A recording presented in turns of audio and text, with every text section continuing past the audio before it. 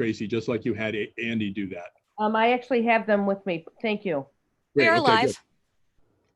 Okay, we're good. Good to go. Thank you. Okay, I'd like to move forward with the two resolutions. The first resolution authorizing the hiring of an appraisal firm in connection with the proposed Liberty Park project and the execution by the City of Albany Industrial Development Agency of an agreement with respect thereto. Do I have a motion? So moved, Darius. A second? Second, Lee. Thank you, Lee. All those in favor? And I'm sorry, Chair, just quickly, I'll fill in Hafner in the blank in the resolution. Oh, please, yes. Yeah. Okay, any opposed? No. Nope. Resolution passes, hiring Hafner evaluation. Thank you. The second resolution authorizing the execution and delivery of a funding agreement in connection with the Liberty Park project. So moved. I have a motion, a second. I'll second again. Lee, all those in favor? Aye. Opposed? Okay, resolution is passed. We now want to bring back Susan and Capitalize Albany. Thank you, Chair. Bringing back staff now.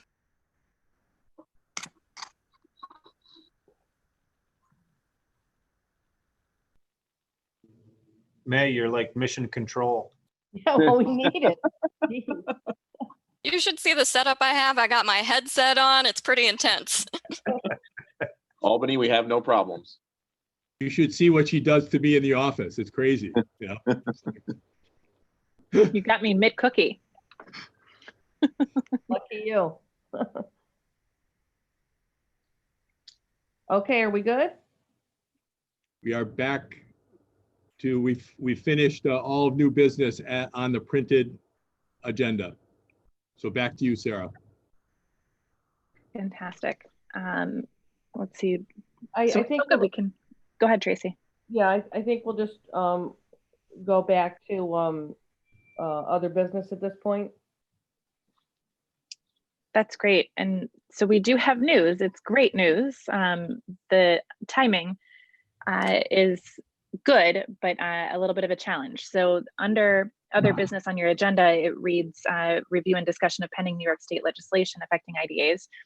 And as we've been working through with the Finance Committee and the board in previous months, the legislation we're talking through is the ability for IDAs to make grants and loans related to COVID relief. We did receive notification last night that the governor signed that bill last evening. And so we are in a position to be able to start moving forward on this. That does mean that it is a little bit of a scramble for today. So I'm sort of presenting two alternatives to the group. Again, all under the heading of very good news. And the team has been incredible in sort of rolling with this and putting things together. We do anticipate, based on our previous discussions, that we would have additional funding from another source put together, and that Capitalize Albany would be releasing a program, a grant program related to COVID-19 small business relief in the middle to end of next week. So we're sort of gearing up for that release. We could move forward. I'll walk you through sort of what we're thinking today. And Joe has been helpful in preparing sort of the bones of what a resolution from the floor might look like.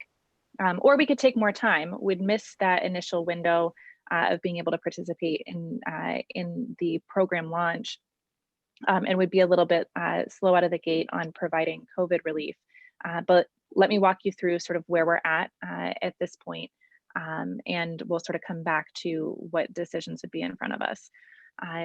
Currently, we are proposing an initial program that would be a grant program of up to $10,000 per small business. Small businesses would be defined as those employing under 50 employees per the legislative guidelines. Those grants would be specifically for the purchase of PPE and the installation of fixtures related to adaptation to COVID-19 operations or regulations. And the grants would be specifically prioritizing minority and women-owned businesses, as well as veteran-owned businesses, and those owned by or employing low to moderate income individuals. It would be a reimbursement-based program, and it would follow all legislative guidelines that we had walked through at the Finance Committee last week that you were provided a brief on from Hodgson Russ for those guidelines. That program, the IDA portion of the program would be complementary to, and on the surface from an applicant's point of view, would look like all one program wrapped in with the larger small business adaptation program released that would use both CADA funds and CDBG funds.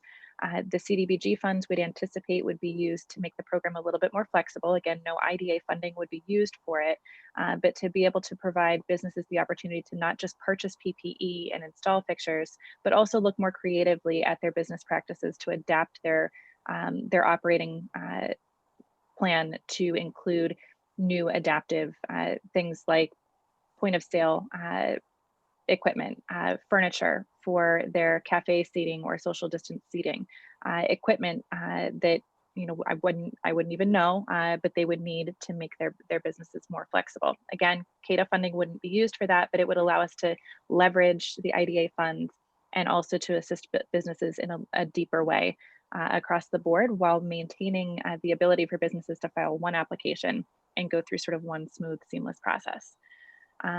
We do have a draft of the program guidelines. They are in draft form at this point. We can circulate those, but we would also be really looking to keep those as draft at this point in case any additional guidance would come out from the ABO, the OSC, or the state legislature over the next week prior to finalizing the programs.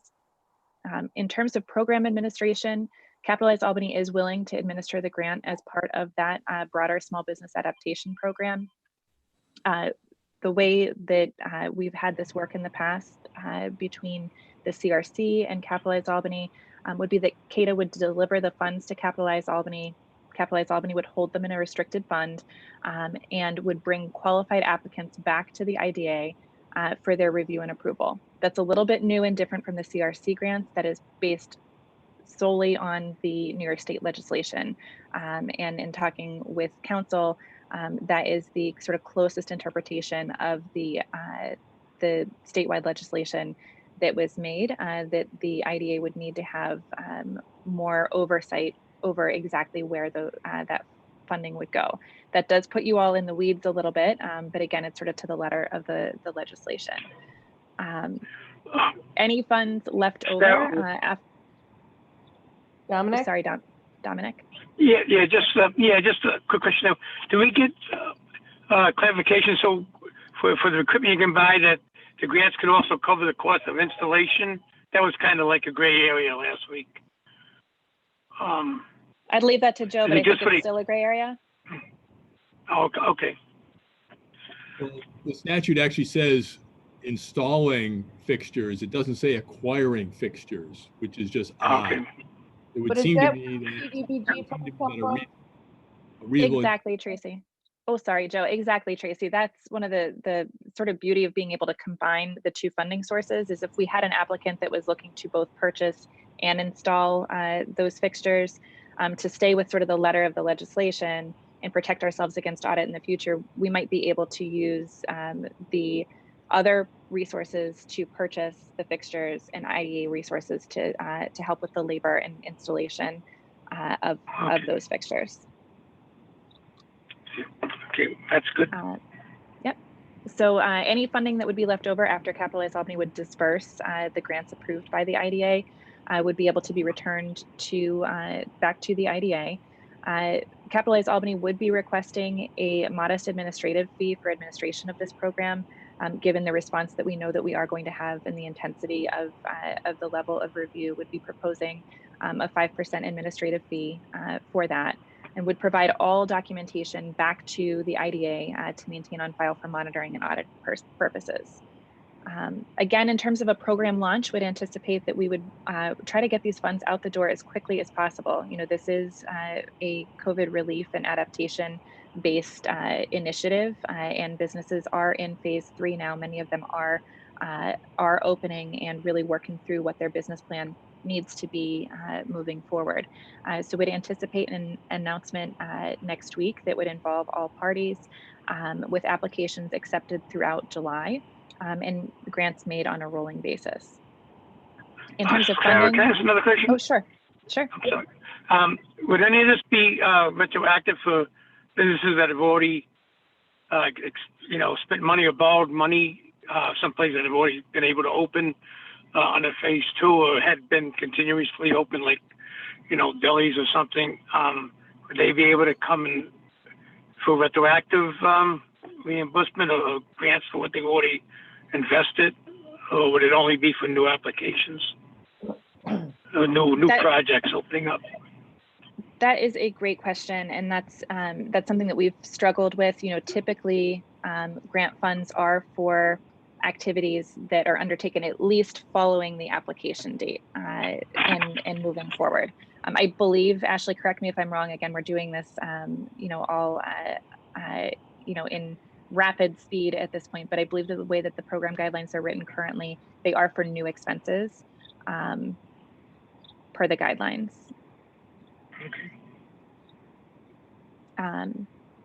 In terms of funding, it was something that was brought up particularly during finance and that we've been working through.